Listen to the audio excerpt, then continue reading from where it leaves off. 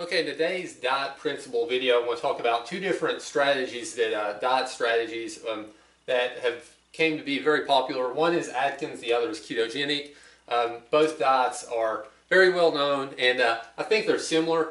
I'm kind of generalizing between the two, but rather than get into details on each, I'm just going to put them together and talk about kind of the principles that both of them apply, and that is being low carb and healthy carb.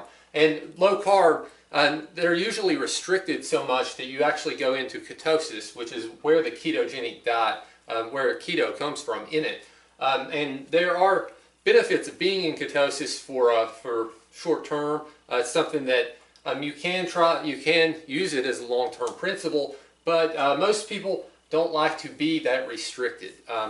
Carbs aren't necessary as far as living, but as far as performance, there are a lot of benefits in having carbohydrates. It's going to help. It's the main fuel source and the easiest fuel source for the body to utilize. So being low carb and in ketosis for long periods of time isn't optimal for performance, and carbs are very useful for that. But you can use these two diet strategies in order to manipulate your diet nutrition and try to get your glucose and try to get your glycogen intake under control. So if you're having problems because you're carb sensitive in some of the other metabolic typing that we were talking about, these two diets would be a good way for you to go about trying to resolve some of those issues, because it's going to limit the carbs and let your body readjust and kind of reset.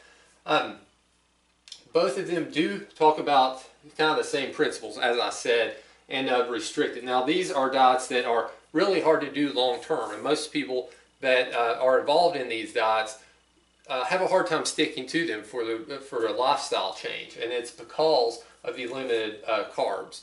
Now, if you can just go with healthy carbs, then that will work.